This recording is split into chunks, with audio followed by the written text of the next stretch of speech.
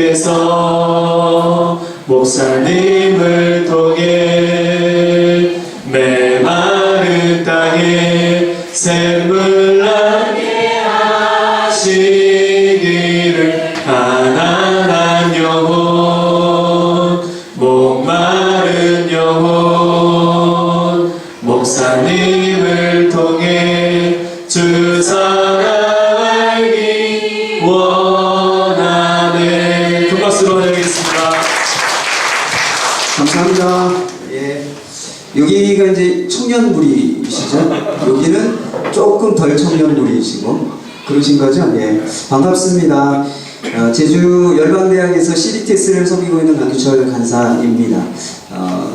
저는 2005년도에 제주에서 이제 CDTS라고 하는 학교 훈련을 받고서 바로 이어서 가정상담학교라고 하는 훈련을 받고 2006년도부터 간사로 섬기며 지금까지 사역하고 있습니다. 벌써 제주에 산지 한 11년째 이제 되는 것 같습니다.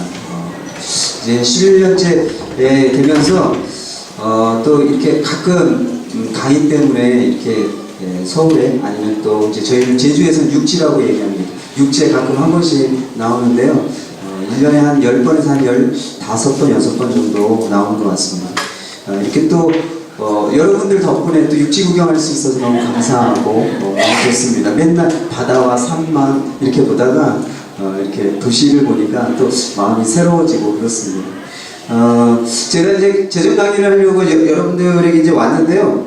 사실은 제가 재정 강의를 할 만한 자격이 있는 사람은 아니에요. 왜 그런가 하면 여러분들 중에서는 이제 직장 생활을 하고 계시는 분들도 계시고 또 개인적인 그런 사업을 하고 계시는 분들도 계시죠. 돈을 버는 일들 하고 계시잖아요. 근데 저는 돈을 버는 일을 하고 있지 않습니다. 목회에도 제가 이제 사역자로 간사로 섬기기 전에 교회에서 부교육자로 섬겼지만 그 이후 간사가 된 이후부터는 제가 돈 버는 일을 하지 않았거든요. 그러니까 저희 열방대학의 예수전도단의 간사는 월급이 없어요. 월급을 단체에서 주지 않습니다. 그러니까 자비량 선교라고 얘기하죠. 그러니까 자비량 단체에서 10년 동안 11년 동안 사역하면서 월급 받지 않고 지금까지 살고 있는 거죠. 그래서 여러분들이 월급 받으면서 일하면서 사시는 거하고 저는 월급 없이 그냥 사역하면서 사는 거하고 좀 삶의 배경과 환경들이 사실은 좀 다르죠.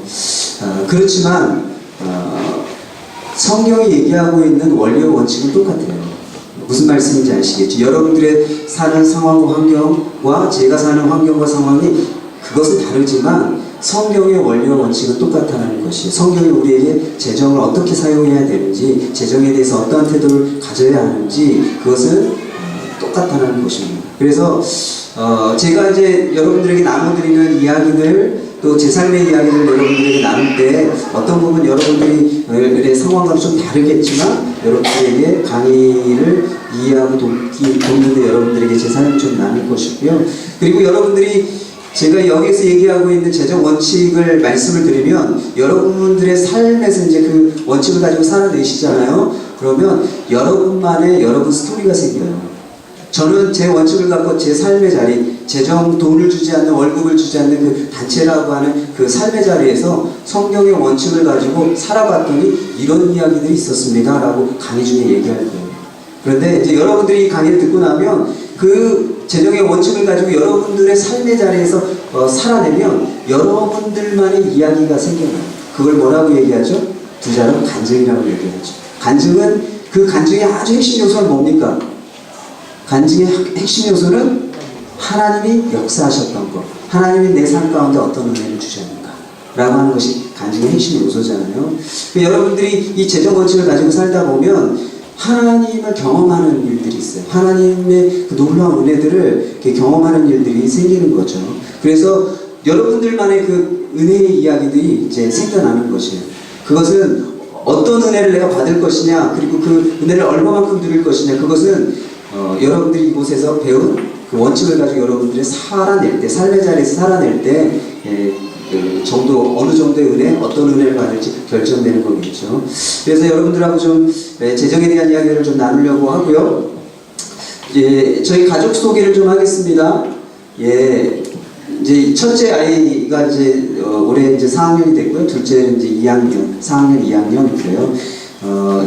다 둘 다 마대인 제주입니다. 제주에서 태어났어요. 그래서 제주에서 태어나면서 이제 저희 가정이 겪었던 여러 가지 이야기들이 참 많이 있거든요. 그런 이야기를 좀 나눠드릴 거고요. 첫째 아이는 동화예요. 동화의 이름은 어떤 의미가 있는가 하면 동행하시는 하나님. 예, 윤하는 어떤 이름일까요? 어떤 의미가 있을까요? 윤택하게 하시는 하나님. 예, 윤택하게 하시는. 그러니까 이 둘째 아이의 이름 안에는 약간 좀 냄새가 나지 않습니까? 잘 살 것 같은, 부자가 될 것 같은 그런 이름의 냄새가 조금 나죠. 예. 실제로 좀 그런 기도를 하고 있어요. 이 동행하시는 하나님이라고 하는 이름을 가지고 있는 첫째 아이는 좀 열방으로 하나님과 동행하면서 막 이렇게 사역하면 좋겠다 그런 마음이 있어요. 목회자, 선교사가 되라 이건 절대 얘기하지 않아요. 그건 그 친구가 하나님 앞에서 결단할 일이고, 제가 부모로서 기도하는 건 하나님을 위해서 좀 사역했으면 좋겠다. 이제 그런 마음이 있고, 이제 둘째에 대한 마음은 어떤 마음인가 하면, 첫째가 하나님을 위해서 사역하려고 하면 누군가 후원하고 도와야 될 거 아니에요. 누가 도울까요? 둘째.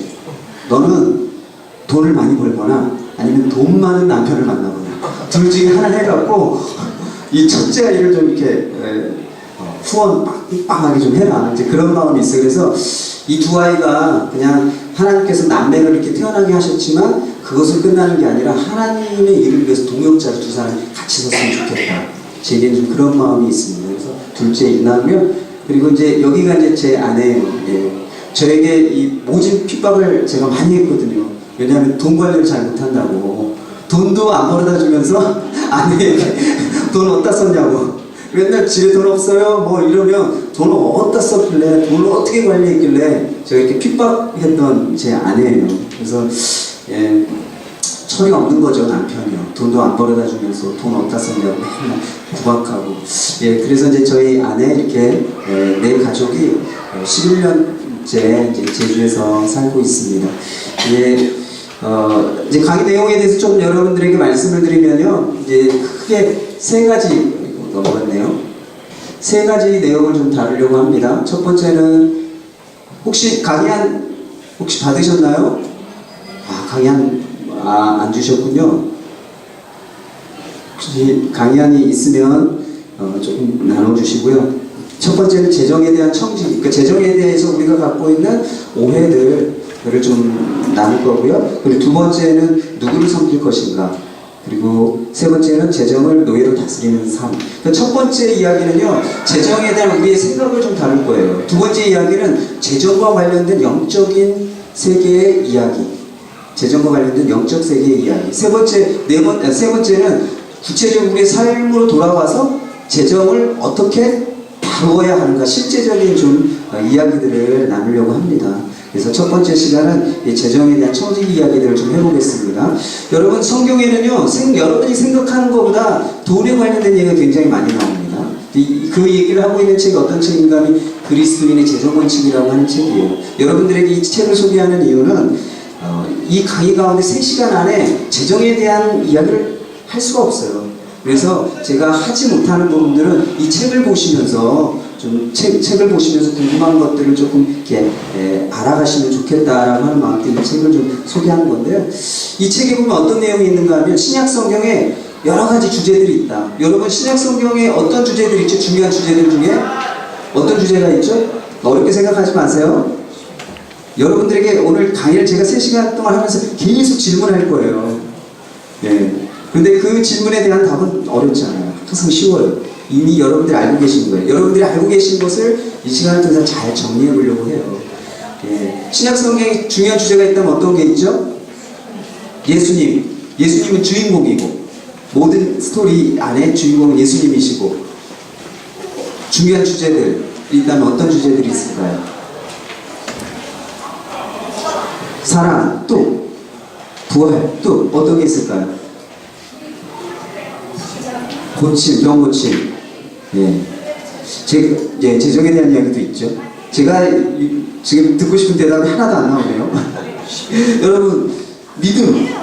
성경에서 믿음에 대해서 빼놓을 수 없잖아요. 그리고 구원. 예수님 왜 이 땅에 왜 오셨습니까? 우리의 구원을 위해서 오셨잖아요. 십자가에 죽으신 이 구원이고. 우리에게 구원의 그 선물을 주시기 위해서 오셨잖아요. 이렇게 신약 성경이 이 구원과 믿음이라고 하는 이 이야기를 빼버리면 신약 성경을 성경이라고 얘기할 수 없을 거예요.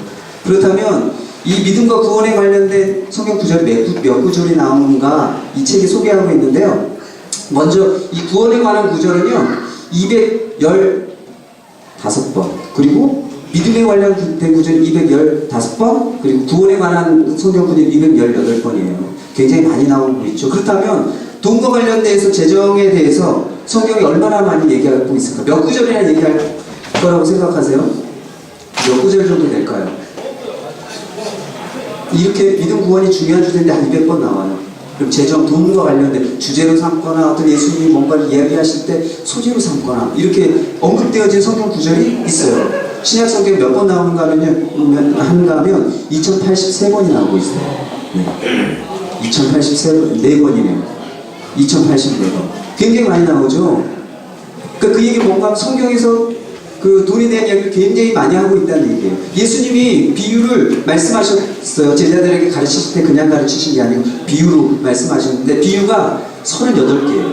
근데 그 38개 중에 돈과 관련된 비유가 몇 개나 될까요? 네, 16개예요.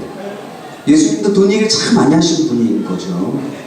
그렇다면 여러분들이 알고 있는 비유가 대부분 다 돈과 관련돼 있어요. 보세요. 달란트 비유. 달란트 돈이잖아요. 밭에 감추인 보화. 좋은 진주를 구하는 장사, 은하 10문화의 비유, 잃은 양, 드라큐마 아들, 부자와 나사. 이 다 돈과 관련되어 있죠. 생각되어지시죠? 내용을? 우리 청년들은 비유 알고 있죠? 네. 이런 비유들을 보면 돈과 관련되어서 굉장히 예수님께서 많은 얘기를 하고 계십니다. 그렇다면 왜 성경은 그리고 또 예수님은 돈과 관련해서 이렇게 많은 말씀을 하셨을까요? 그 이유가 뭘까요? 돈이 중요하기 때문에 그런 거죠. 아주 단순하게 생각하세요. 돈이 중요하기 때문에. 그렇다면 돈이 왜 중요할까요? 돈이 왜 중요할까요? 성경은 왜 돈을 중요하다고 얘기하고 있는 걸까요? 아주 우리 삶의 이야기에서부터 한번 접근해 볼게요. 돈이라고 하는 것은요, 우리 삶과 단 한순간도 떨어질 수 없는 것이에요. 여러분 지금 돈 쓰고 있는 거 아세요? 지금? 돈 쓰고 전기세 막 쓰고 계시잖아요. 그리고 여기 오실 때 버스를 타든 무엇을 타고 오셨든 돈 쓰면서 오셨어요. 그렇죠. 여러분 죽어서도 돈 쓰잖아요. 장례 치르잖아요. 그리고 요즘에 납골묘에서 납골묘 오시게 되면 관리비 매달 내야 되잖아요. 그 죽어서도 돈을 써요. 그 얘기는 무슨 얘기인가 하면 우리의 삶과 돈이라고 하는 것은 단 한순간도 떨어질 수 없을 만큼 밀접하다는 것이에요. 그럼 이 이야기를요 성경으로 좀 우리의 신앙으로 좀 가지고 와서 얘기해 볼게요. 여러분 하나님을 삶에서 아주 디테일하게 경험하고 싶다. 그러면 하나님께서 어떤 방법을 쓰실까요? 제가 앞에 힌트 드렸잖아요. 돈은 우리의 삶과 아주 밀접하다. 한순간도 떨어지지 않는다. 그런데 하나님이 우리의 삶 가운데 하나님이 어떤 분이신지 계시하고 우리에게 어떤 은혜들을 주시려고 해요. 우리의 삶 가운데. 그러면 어떤 방법, 어떤 통로를 사용하실까요? 어떤 통로? 돈이요. 하나님은요. 하나님이 어떤 분이신지 경험하는 아주 좋은 방법은 뭔가 하면 돈이에요. 재정이에요.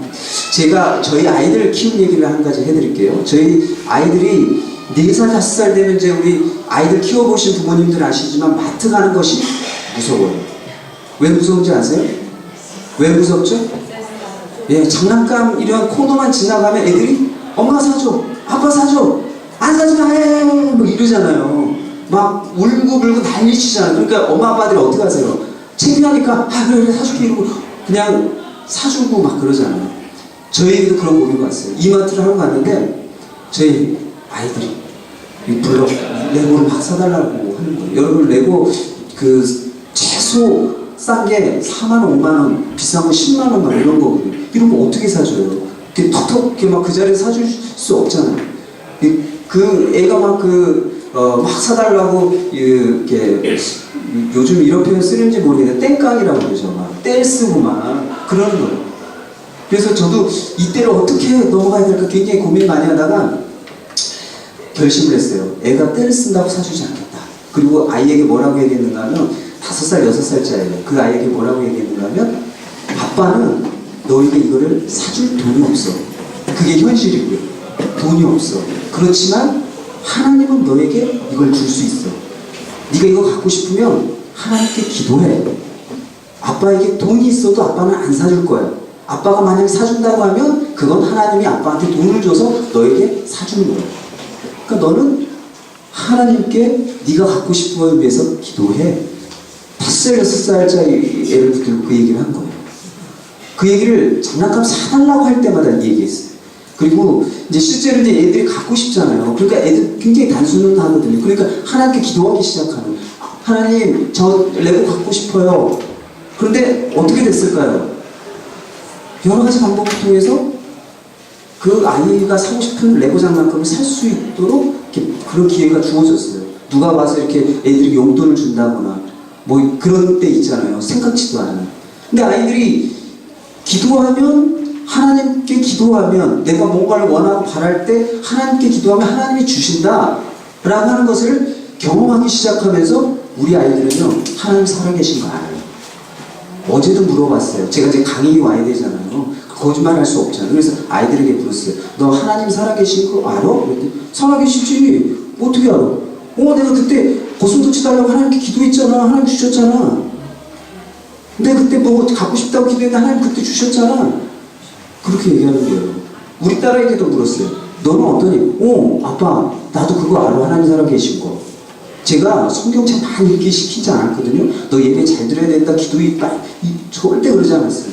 그러니까 저는 좀 그 아이들을 그 신앙적으로 막 이렇게 어떤 틀에 넣고 싶지 않아서 그런 거 강요 안 했거든요. 그냥 너 기도해. 나 아빠는 몰라. 하나님이 너한테 주는 거야. 아빠가 주는 거 아니야. 하나님 공급해 주시는 거야. 그렇게 얘기하고 아이들이 기도하도록만 얘기했어요. 그렇다고 아이들이 주여 삼창하면서 기도하는 줄 알았어요. 아니, 그렇게 안 해요. 정말 기도 10초만 끝나요. 애들 기도가 단순해요. 하나님, 레고 갖고 싶어요. 주세요. 이러고 끝이에요. 근데 하나님께서 그 기도를 들으시는 거예요. 그리고 그 아이들에게 주시는 거예요. 제가 이제 부모로서 이제 그걸 보죠. 꽁돈이 생기면 이거 누가 기도해서 꽁돈이 생긴 걸까요? 우리 아들이 기도해서 꽁돈 생긴 거예요. 그리고 그거 아들한테 주는 거고, 하나님이 너한테 장난감 사라고 하나님 보내신 것 같아. 그럼 아이가 장난감 사요. 그러면서 아이들이 하나님 살아계신 걸 알아요. 성경 많이 읽는다고 하나님 아이들이 살아계신 거 알까요? 아니요. 기도 막 억지로 시킨다고 애들이 하나님 살아계신 거 알까요? 아니요. 그 재정이라고 하는 그 영역 안에 아이들에게 하나님이 너에게 주시는 분이야. 공급해 주시는 분이야. 네가 기도해서 하나님께 구해서 하나님께 달라고 해. 그리고 네가 얻어. 제가 한 건 그거밖에 없거든요. 근데 이 재정이라고 하는 이 영역, 이 돈이라고 하는 이 영역, 이 영역은 우리 삶과 너무나도 밀접하기 때문에 하나님을 경험하기에 너무나도 좋은 영역인 거예요. 무려 5살, 6살짜리 아이들도 그 영역, 그 재정 가지고 기도할 때 하나님 응답하시고 그걸 통해서 아이들이 알아요. 하나님 살아계시고. 그러니까 이런 아이들도 쉽게 하나님을 만나고 하나님이 살아계시다라고 하는 것을 경험할 수 있는 영역이 바로 이 재정의 영역인 거예요. 자, 그렇기 때문에 재정이라고 하는 것은 너무나도 중요합니다. 하나님을 우리가 삶 가운데 아주 디테일하게 하나님을 만나고 경험할 수 있는 영역. 그렇기 때문에 성경에서는 이 재정에 대한 영역을 강조하고 있고 많이 얘기하고 있는 거죠. 그리고 두 번째, 이 재정의 영역은요, 마태복음 6장 21절 말씀을 보시면 내 보물이 있는 그곳에는 내 마음도 있느니라 라고 얘기하고 있습니다. 하나님이 우리의 무엇을 보실까요? 어디를 보시죠? 마음 보세요. 우리의 중심을 보신다고 그래요. 그런데 우리의 마음 중심이 무엇으로 표현되어질까요? 여기 있는 마태복음 6장 21절 말씀을 보면 재정으로 우리의 마음이 어떠한지 표현되어진다라고 얘기하고 있습니다. 근데 여기서 강조점은 재정이 아니고 여기 있어요. 여기. 내 보물이 있는 곳. 내 보물이 있는 곳이라고 하는 뜻은 무슨 얘기인가 하면 네가 보물을 어디에 두고 있니? 네 재정을 어디에 두고 있니? 또 다르게 표현해보면 넌 재정을 어떻게 사용하고 있니? 재정 사용하고 있는 모습을 보면 그 사람의 마음이 어떤지 알 수 있다는 거죠. 뭐 쉽게 예를 든다고 하면 여러분들 커피 좋아하시는 분들은요, 정신값이 없어도 커피는 마셔요. 그렇죠? 그리고 친구 좋아하는 분들은 돈 없어도 친구를 꼭 만나잖아요. 그리고 친구 만나는데 꼭 돈을 쓰잖아요. 그러니까 그 사람이 어디에다가 마음을 두고 있고 그 사람의 어떤 삶의 어떤 기준과 가치를 어디에 두고 있는지를 이렇게 보려고 하면 그 사람이 돈이 생겼을 때 그 돈을 어디다 쓰는가 라고 하는 것을 보면 알 수 있다. 그래서 주님께서 우리에게 말씀하시는 거예요. 그 우리의 마음이 하나님을 향하여 어떠한지 그걸 하나님께서 보실 때 무엇을 보신다고요? 우리의 재정 사용하는 것. 우리의 삶에 어디에다가 무엇에다가 가치를 두고 열심히 살아가는지 주님께서 보실 때 무엇을 보신다고요? 재정을 어디에다가 두고 살아가는가, 어디에 쓰고 살아가는가. 그것을 통해서 주님께서 우리의 마음이 어떠한지를 보신다라고 얘기하고 있습니다. 그렇다면 여러분들은 재정을 어떻게 쓰고 있습니까? 여러분들에게 여윳돈이 생긴다 그러면 그 재정을 여러분들은 어디다 쓰고 계세요? 그걸 한번 생각해 보세요. 그게 이제 여러분들의 내면의 내 삶의 기준과 가치인 거예요. 그래서 한번 이걸 잘 생각해 보시기 바랍니다. 나는 삶 속에서 무엇에 가장 많은 돈을 사용하고 있는가? 돈, 재정 사용을 보면서 나는 무엇에 마음을 두고 있는가? 가치를 두고 있는가? 이렇게 생각해 보시면 좋겠습니다. 자, 그 다음으로 좀 또 넘어가면요. 그렇다면 여러분 돈이 이렇게 중요한데 돈 앞에서 여러분은 누구세요? 돈 앞에서 여러분은 누구? 예, 정체성에 대한 얘기를 하는 거예요. 여러분들이 돈 앞에서 누구인가? 돈 앞에서 여러분의 신분은 누구죠? 우리가 교회에서 많이 듣잖아요. 뭐라고 얘기하죠?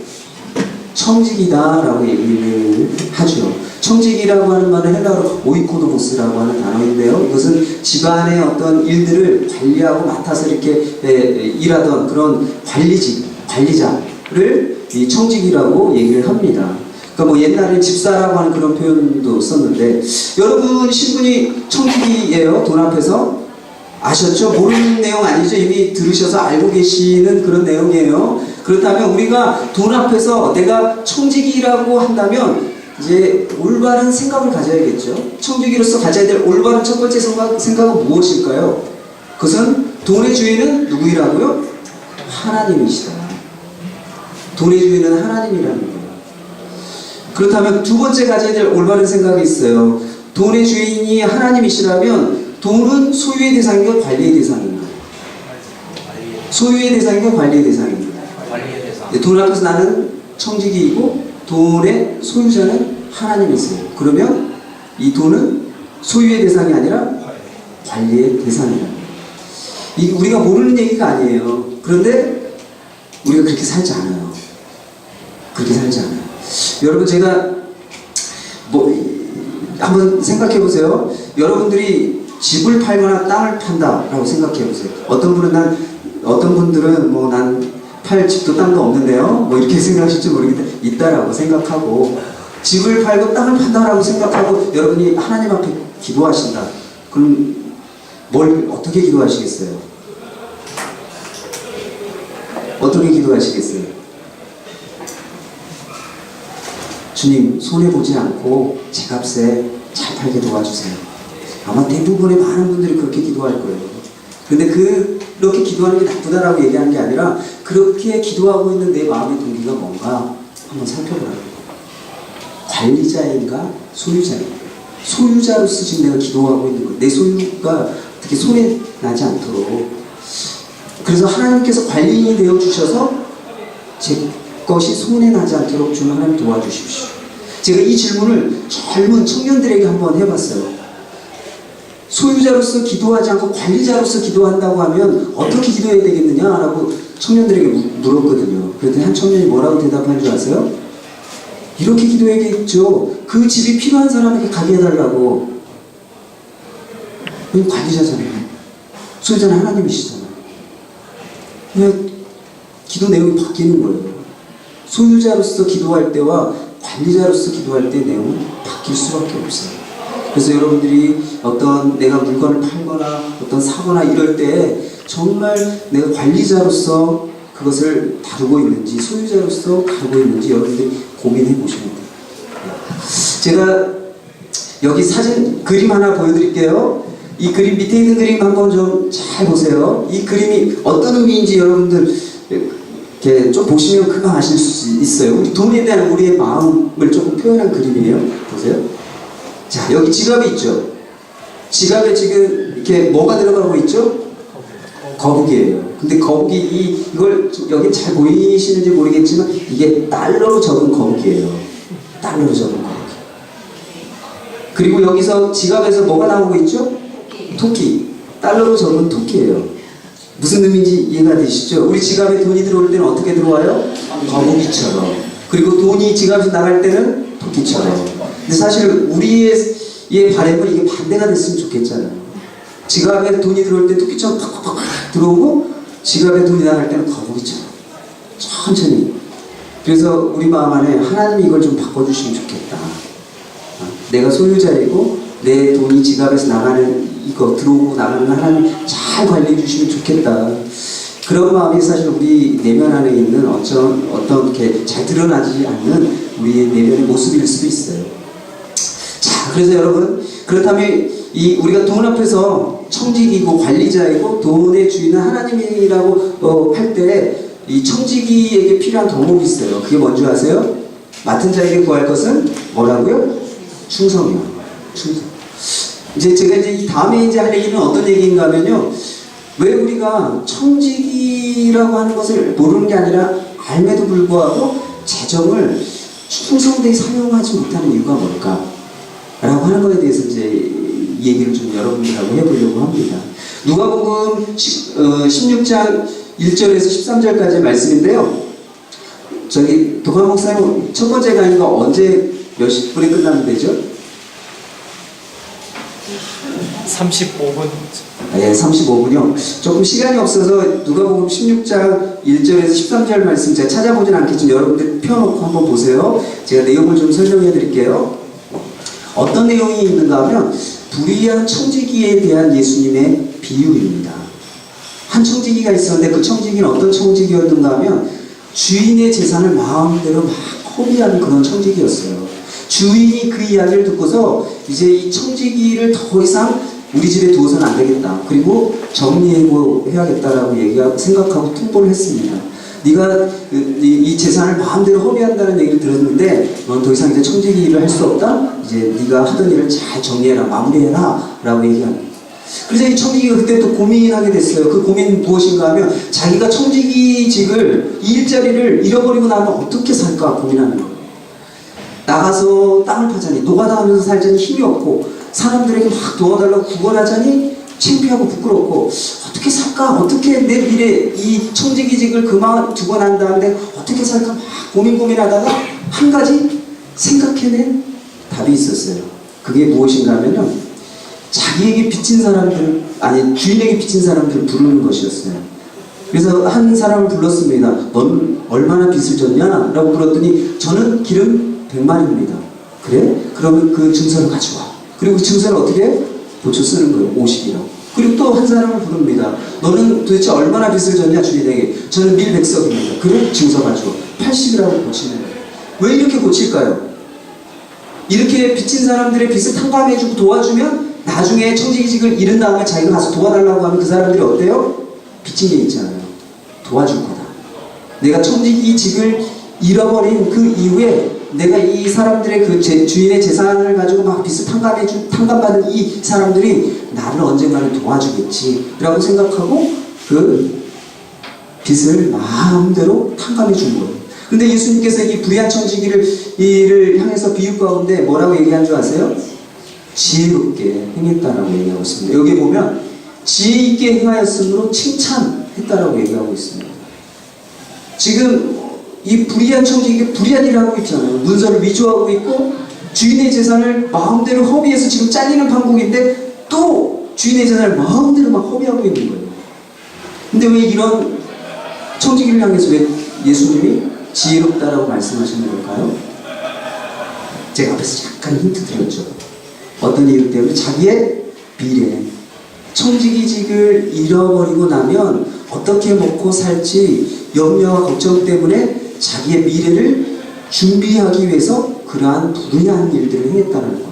그런데 여러분, 이게 이제 1차적인 의미에서 지혜롭다라고 하는 것이에요. 그런데 또 이 청지기의 모습 가운데 또 지혜로운 것을 한 가지 찾아볼 수 있는 게 무엇인가 하면 돈을 자기 마음대로 주인의 재산을 마음대로 막 쓰잖아요. 허비하잖아요. 근데 그렇게 허비하고 있는 이 청지기가 돈에 갖고 있는 태도와 마음이 지혜롭다라는 것이에요. 그 지혜롭다라고 하는 것이 무엇인지 좀 말씀을 드릴게요.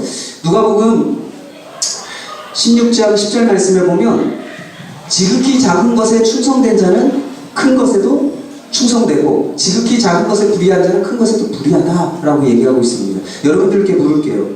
작은 것에 충성하기 쉬우세요? 큰 것에 충성하기 쉬우세요? 작은 것에 충성하기 쉬우세요? 큰 것에 충성하기 쉬우세요? 작은 것. 그렇죠. 작은 것이죠. 왜 작은 것에 충성하기 쉽죠? 왜 작은 것에 충성하기가 쉽죠? 왜 큰 것에 충성하기가 어렵습니까? 작은 것은 어때요, 여러분? 내가 무엇인가 하려고 할 때 작은 일이라 생각되면 별로 고민하지 않아요. 돈으로 좀 얘기해 볼게요. 여러분들이 하나님 앞에 10,000원을 헌금하려고 해요. 그리고 하나님 앞에 100만 원을 헌금하려고 해요. 자, 두 개 중에 어떤 게 크죠? 100만 원이 크잖아요. 여러분 100만 원 헌금하실 때 그냥 아무 생각 없이 100만 원 이렇게 헌금할 수 있으세요? 네. 굉장히 믿음이세요. 아마 적어도 몇 번은 기도하실걸요. 주님, 이거 맞습니까? 내가 이거 헌금해야 됩니까? 드려야 됩니까? 말아야 됩니까? 이 100만 원 있으면 우리 애들 또 우리 남편 하고 싶은 거 해줄 수 있는 거 얼마나 많은데요. 하나님 이거 꼭 100만 원 지금 이때 이 시기에 해야 됩니까? 저희 쓸모가 있는데요. 꼭 이거 이때 해야 됩니까? 몇 번 기도하실 거예요. 크다고 생각되니까 함부로 쓸 수가 없고 함부로 이렇게 할 수가 없어요. 그런데 10,000원짜리는 어떠세요? 별로 기도 안 하시고 그래 10,000원이야 뭐 하나님께 드리는 거 그냥 기도 안 하시고도 그냥 그 자리에서 지갑 열어서 헌금하실 수 있을 거예요. 작다라고 생각하면요 다루기가 쉬워져요.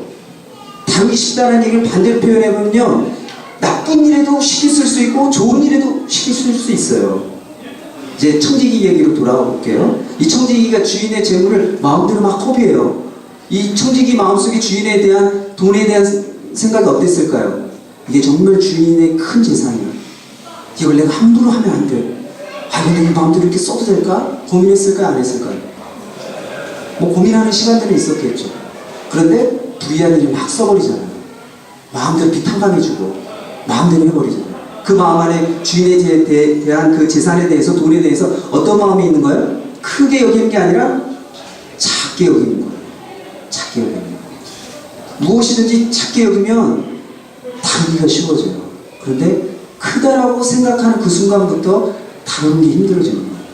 우리가 하나님 앞에 충성하지 못하는 많은 이유들 중에 한 가지는요. 이게 너무 큰데 이 일을 내가 어떻게 감당하지? 그 일에 대한 부담감 그리고 무게감 뭐 이런 것 때문에 마음껏 이렇게 우리가 뭔가 이렇게 해볼 수 없을 때가 여러분들 많이 있을 거예요. 여기서도 똑같은 얘기를 하고 있는 거예요. 지극히 작은 것에 충성하는 것은 쉬워요. 그래서 여러분들이 맡고 있는 것 그것을 하찮게 소홀하게 여기라고 하는 그런 의미가 아니라 지극히 작은 것으로 여길 때 그것을 하나님 뜻대로 사용하는 것도 아주 쉬워진다는 얘기예요. 성경에서 돈에 대해서 어떻게 얘기하고 있는지 성경에 대한 얘기를 좀 해보면요. 달란트 비유 아시죠 여러분? 한 사람이 먼 외국으로 가기 전에 종들에게 5달란트, 2달란트, 1달란트를 줬어요.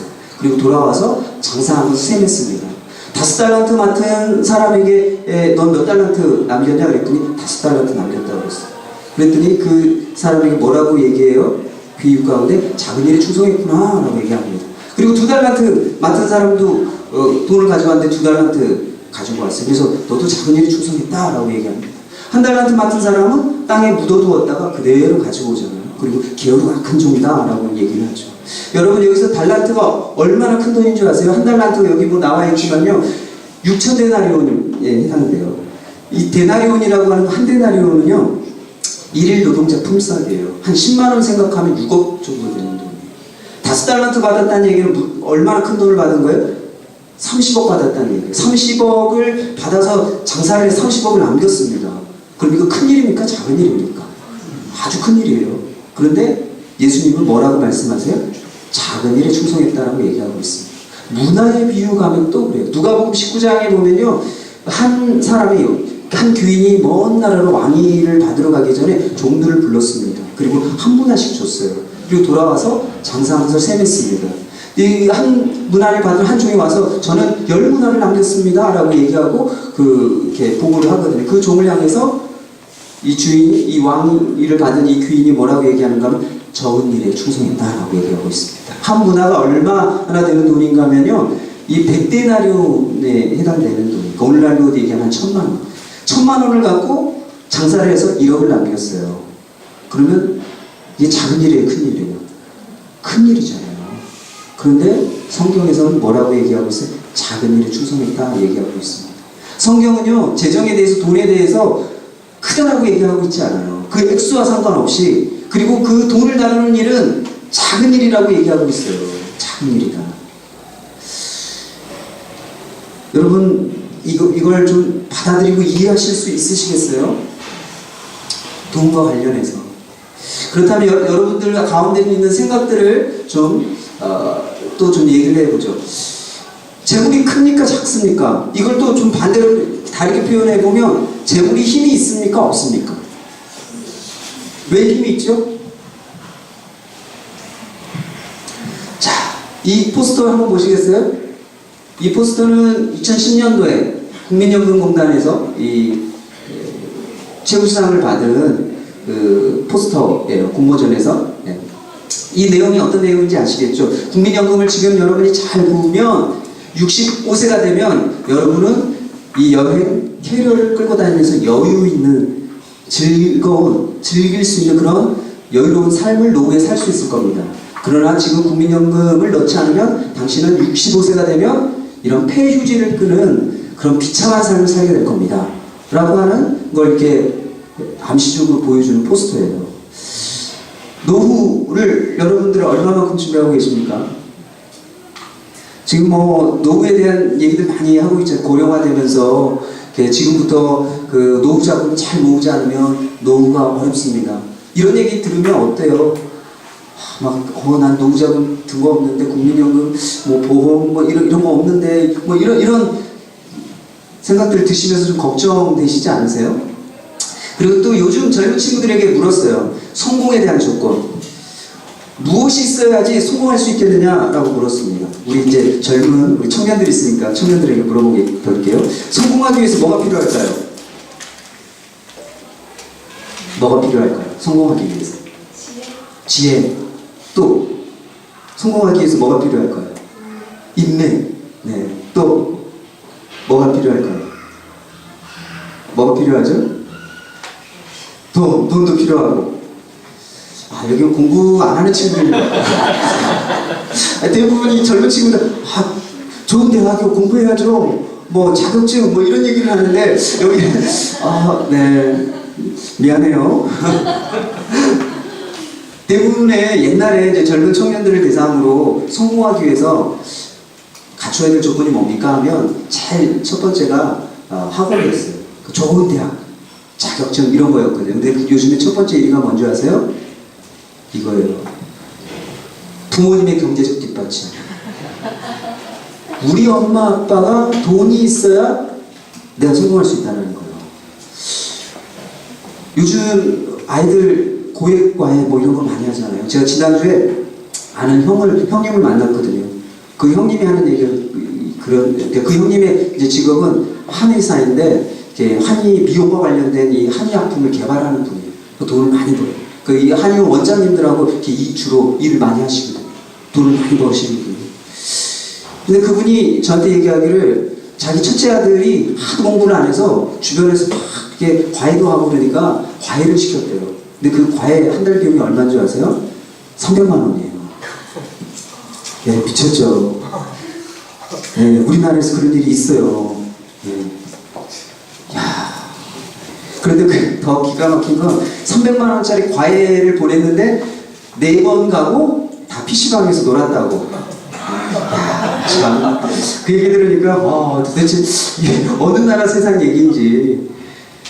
요즘 아이들이 이렇게 공부하려고 하면 좀 도와주려고 하면 한 번 한두 개를 보내야 되고 또 과외 선생님 붙여야 되고 이런 거 생각해 보면 우리 자녀들의 미래도 어쩌면 부모님의 경제력 이런 것이 어느 정도 뒷받침이 되어야지만 우리 아이들의 어떤 좀 미래를 열어줄 수 있을 것 같아요. 그러니까 오늘 우리 사회 현실이에요. 네. 자, 그리고 또 돈과 행복에 대한 생각.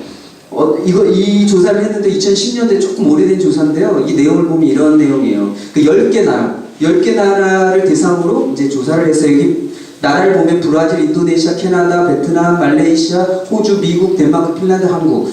그러니까 다양하게 뭐 잘 사는 나라, 조금 뭐 중간 정도 아니면 못 사는 나라 이렇게 다양한 나라 10개 나라를 대상으로 조사를 했어요. 지금 행복하다고 생각하십니까? 라고 조사했을 때 꼴찌 어느 나라요? 우리나라. 네. 참 재미있어요. 브라질이 1위예요. 행복 만족도가.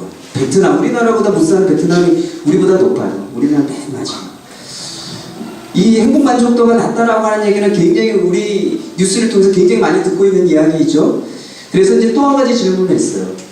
몇몇 사람들 제시하면서 이 사람들 중에 누가 가장 행복하다라고 생각하느냐라고 물었어요. 첫 번째로 달라이라마는 종교 영역에 있어서 대표적인 사람이고 빌 게이츠는 경제 영역에 있어서 대표적인 그런 인물. 그리고 오바마 대통령은 정치 영역에서 최고의 자리에 오른 사람. 그리고 엔젤리나 졸리는 영화 배우예요. 여자 영화 배우인데 굉장히 인기 있는 돈도 많이 버는 그런 영화 배우예요.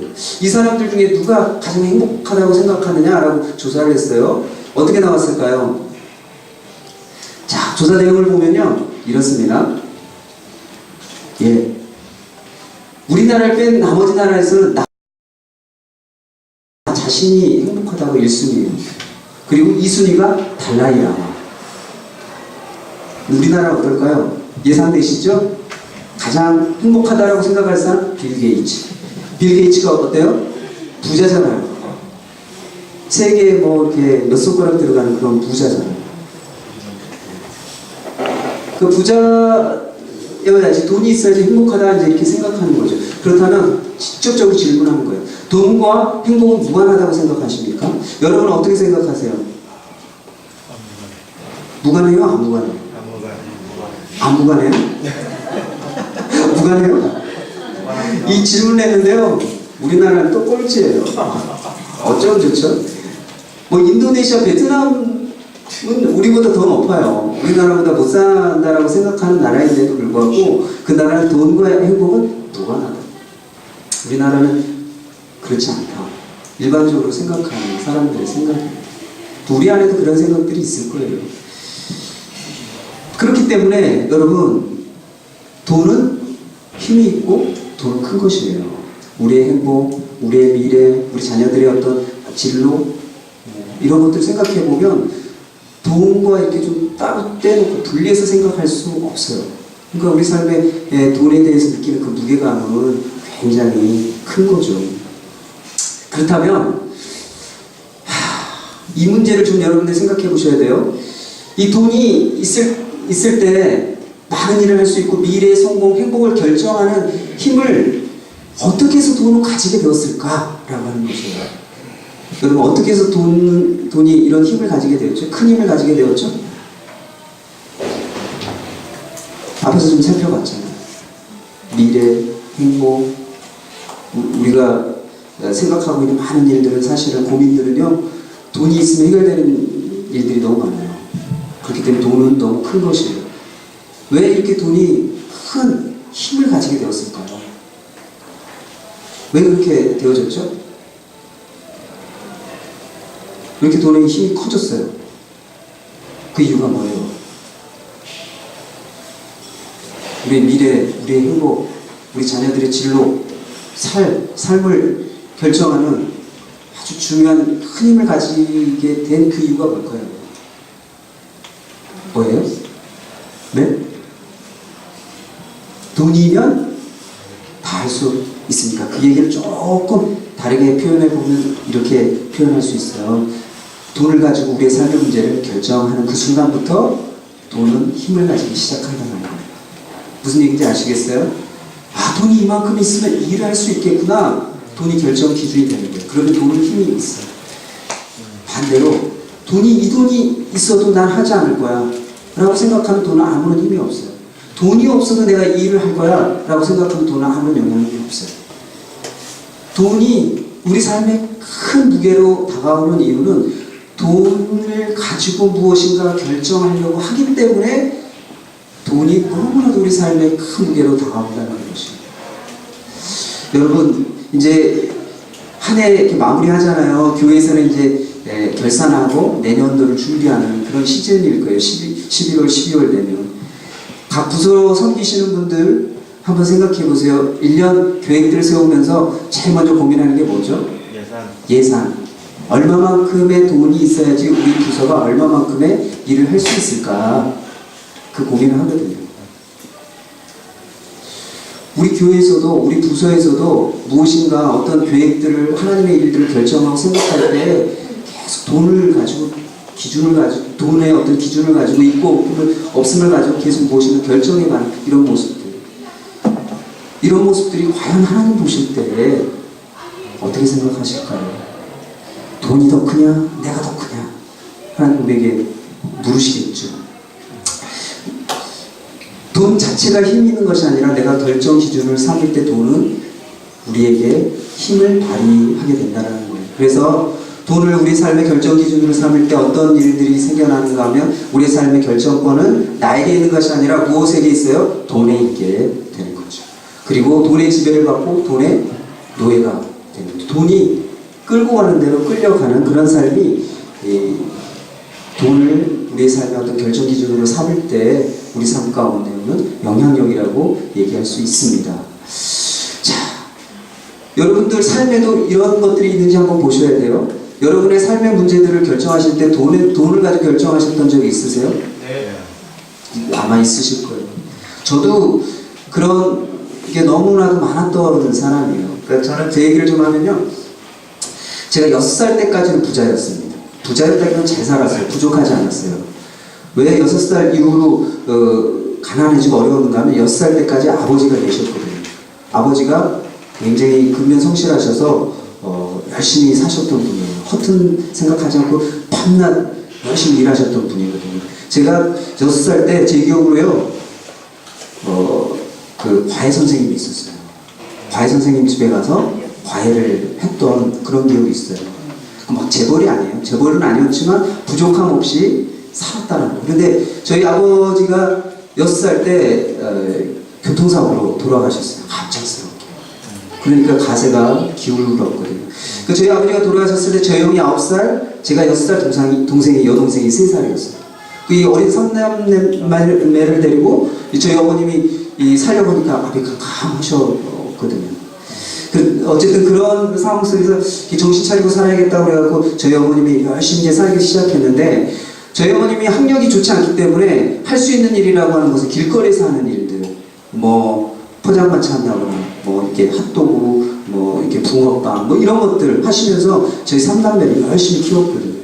그러니까 여자의 몸으로 그렇게 삼남매 키우려고 하니까 얼마나 힘드셨겠어요. 그러니까 저희 형이 어머니가 고생하는 걸 보니까 내가 대학을 지금 가서는 안 되겠구나. 장남에 대한 그 가정에 대한 책임감이 있잖아요. 그래서 형이 대학을 가는 걸 포기했어요. 포기하고 고생하고 있는 어머니를 돕고 또 동생들 이제 뒷바라지해야겠다. 그래서 형이 대학을 포기하고 저희 때는 이제 지금은 이런 표현들 잘 안 쓰지만 공돌이라고 하는 거 들어보셨어요? 공장에서 일하는 그런 사람들을 좀 이렇게 낮춰서 하대에서 하는 표현이 공돌이였어요. 그 저희 형이 인문계고등학교 나와서 대학 포기하고 이제 공돌이 일을 했거든요. 그러면서 동생들 이제 학비, 그리고 또 저희 어머니 어려운 것도 없고, 그리고 이제 저희 동생도 오빠 고생하고 있고 엄마 고생하고 있고, 근데 이렇게 고생하니까 이제 중학교 때 고등학교를 진학할 때 빨리 졸업해서 돈 벌어야겠다. 그래서 실업계 고등학교 가.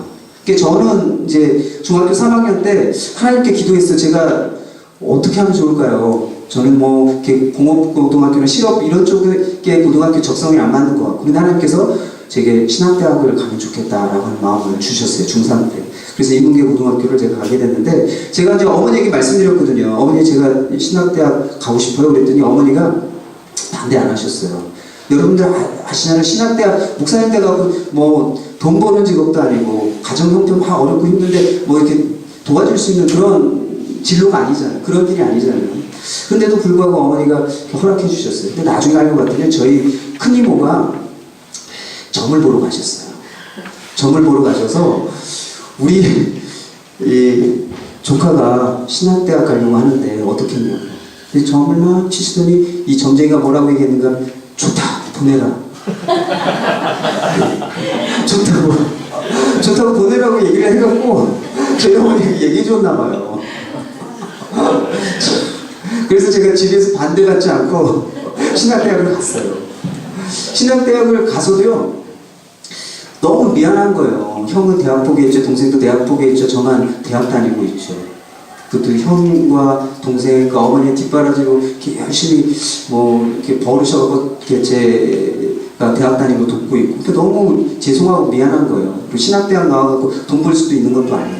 그래서 어머니에게 제가 이제 얘기를 했어요. 어머니, 저는 신학대학 나와서 목사를 안 하고 싶다고. 이렇게 형편들도 어렵고 힘들고 어려운 가운데 있는데 저는 이렇게 돈을 좀 벌었으면 좋겠다고. 그랬더니 저희 어머니가 안 된다고 얘기하시면서 펑펑 우시는 거예요. 그 우시는 이유가 뭔가 하면 저희 어머니가 이제 그 아버지가 돌아가시면서 이제 혼자 너무나도 소망이 없으니까 주변에서 막 전도하셨거든요. 예수님 믿고 소망을 가지고 애들 데리고 그 어린애들 이렇게 데리고 살아야지 어떡하겠냐고. 그래서 저희 주변에 있던 교회 다니시는 분들이 전도를 하셔서 저희 어머님이 아버지 돌아가시고 그때부터 이제 교회를 다니기 시작하셨거든요. 그 신앙생활 하시면서 한 가지 마음에 부담이 있었는데 그게 뭔가 하면 교회를 좀 섬기고 싶고 주님의 일을 하고 싶은데, 작은 일이든 큰 일이든 좀 하고 싶은데 애들 벌어먹여 살리느라고 뭐 토요일 주일 뭐 이런 거 없이 그냥 예배만 탁 드리고 일하러 가시고 이러셔야 되니까 너무너무 하나님께 죄송하고 어떻게 할까. 그러다가 아들 한 놈이 제 신학 가겠습니다, 그리고 목사 되겠습니다 하고 하니까, 그래 내가 하나님께 다른 일은 못하겠고 아들 하나 목사로 이렇게 잘 훈련받고 세워지도록 아들 하나 하나님께 드려야겠구나, 이런 마음으로 열심히 사셨던 건데, 그 아들이 뭐라고 그러는가 하면 저 목사 안 될 겁니다. 그러니까 어머님이 뭐라고 얘기하시는가 하면, 내가 너를 위해서 기도하지 못하고 먹고 사느라 바빠서 너를 위해서 기도하지 못하니까 네가 이렇게 됐구나. 어머님 책임으로, 자기 책임으로 이렇게 돌리시더라고요. 그러니까 제가 너무 죄송한 거예요. 그리고 또 어느 날은 형이, 이제 저 형이 이제 술을 좋아하거든요. 술을 잘 먹는 건 아닌데, 그 젊었을 때 자기 하고 싶은 거 못하고 사니까 얼마나 그 마음에 한이 있겠어요. 그러면 술을 뭐 먹으면 아주 그냥 정신이 나가도록, 꼭지가 돌도록 먹거든요. 그 힘들고 어려운 거 자기 꿈 포기하고 사는 그 삶의 상황과 현실이 바뀌어지지 않는 계속 이렇게 반복되는 그런 상황들, 그 안에서 살아가려고 하니까 너무 괴롭고 힘들었던 것 같아요. 그러니까 이제 형이 이제 술을 잔뜩 먹고 와갖고 이제 취중에서 본심 얘기하는 거예요. 내가 너한테 한 가지 부탁할 게 있다. 우리 집안에도 대학 졸업장 가진 사람 한 사람은 있어야 되지 않겠냐. 난 대학 가고 싶었는데 너라도 좀 가져라. 형이 부탁을 하는 거예요. 술 취한 그 상황 속에서 자기가 열심히 벌어서 이렇게 도와주겠다고.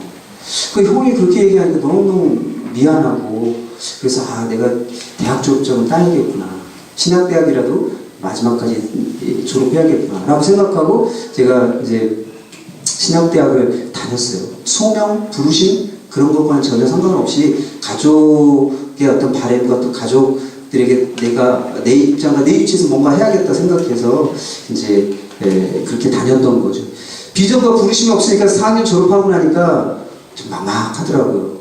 친구들은 다 전도사, 사역, 대학원 이렇게 가는데 저는 졸업하고 나니까 할 일이 없는 거예요. 그래서 너무너무 힘들고 어려울 때 이렇게 하나님 앞에 기도할 때 하나님께서 저를 이렇게 다시 부르시는 그런 일들이 있었어요. 내가 너를 사랑한다 라고 말씀하셔서 나는 하나님께 부르심과 소명이 없어서 나는 주의 일을 안 하겠다라고 생각하고 또 주님을 이렇게 좀 거역하고 거절했던 그런 저를 향해서 사랑한다라고 말씀하시니까 내가 주님, 그렇게 나를 기다리시는 주님이라면 내가 주님을 위해서 살아야겠구나. 그리고 대학원에 다시 들어가게 됐어요. 근데 제가 공부를 하는데요, 진짜 열심히 공부했거든요. 가족들이 너무 많이 재정으로 자기 삶을 포기하고 또 자기 살고자 하는 그런 삶을 살지 못하니까 제가 우리 가족의 그 경제적 부담을 좀 줄여줘야 되겠구나 생각해서 정말 제가 열심히 했거든요. 그래서 열심히 장학금 받으면서 대학원 다녔어요. 우리 오덕한 목사님 제가 얼마나 열심히 공부했는지 같이 이렇게 보고 했기 때문에 그런데 매 턴마다요, 이게 살 얼음판을 걷는 것 같아요. 내가 열심히 공부해갖고 장학금을 받으면 다음 학교를 등록할 수 있지만 장학금을 못 받으면 어떻게 해요? 다음 학교 등록 못하는 거예요. 학교 못 다니는 거예요. 그러니까 어떻게 해서든 이게 발버둥 치면서 사는 거예요. 정말 벼랑 끝에서 매 학기마다 벼랑 끝에서 서서 사는 거예요. 그리고 만약에 장학금을 못 받는다 그러면 이제 일하러 다녀야 되는 거예요.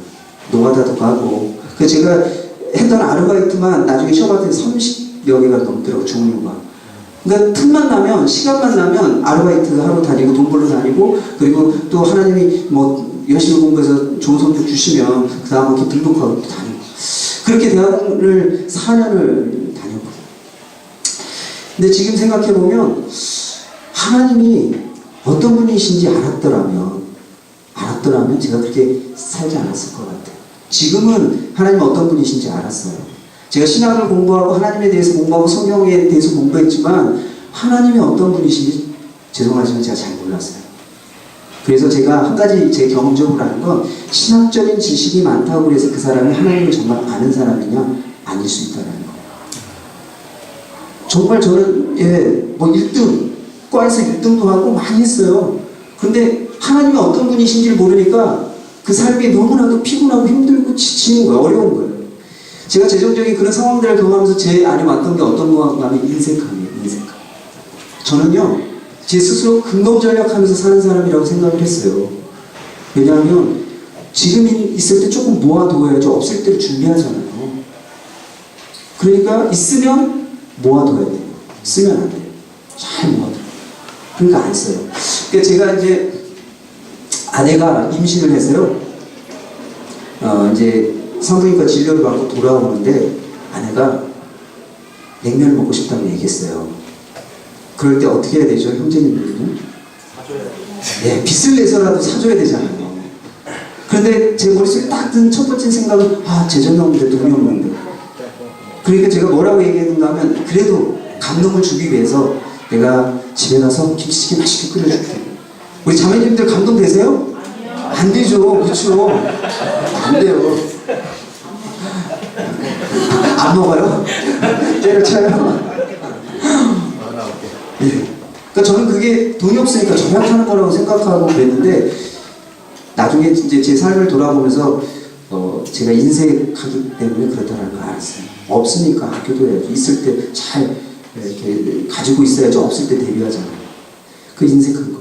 그러니까 제가 이렇게 육지에 강이나 어떤 출장 때문에 집을 비우잖아요. 그러면 아이들이 너무너무 좋아해요.